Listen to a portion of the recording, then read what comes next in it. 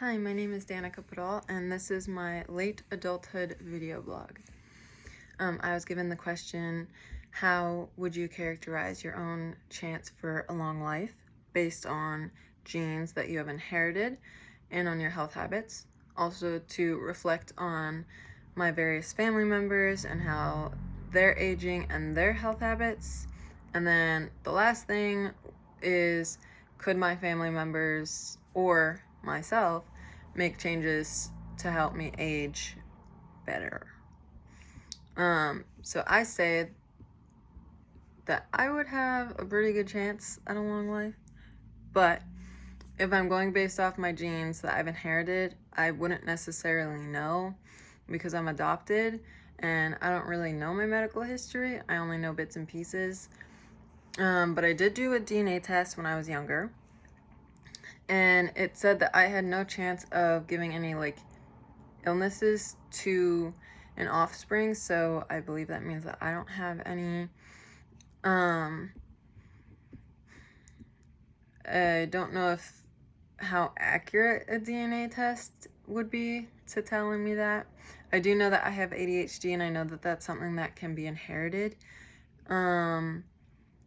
I know that my mother gave me herpes when I was being born. She had the genital ones, and when I was being born, it transferred onto my face, and therefore I have them when I get stressed and they pop up on my lip.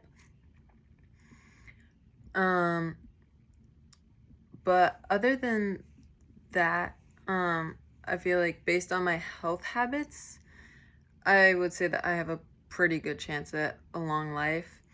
I work out constantly. I play rugby. I tend to, my injuries, I eat relatively healthy. When I'm at home, I eat a lot more healthy than I do at school. My family is vegetarian, so I don't often have a lot of meat. I tend to have a lot more vegetables and tofu and other products that are very healthy. We don't tend to eat out much when I'm home, maybe like once a week, once every other week. When I eat at school, I do eat out a lot more. And also the food at school is not the best.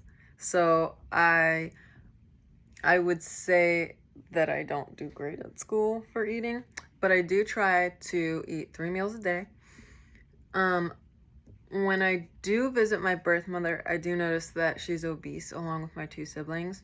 I don't know if that's something that I would have shared with them. I'm relatively skinny, and I believe that it's due to the trauma that I went through, and it gave me a fast metabolism. I don't know if that is genetic.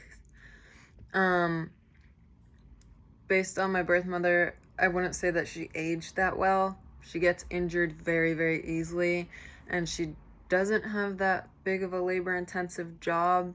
She's an Amazon driver, so I don't think that that's too labor-intensive, but I don't know.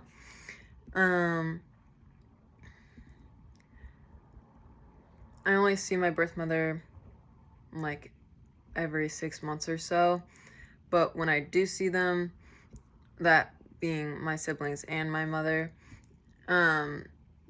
they don't have the best eating habits, so I don't know if that contributes to them being obese or if it is genetics.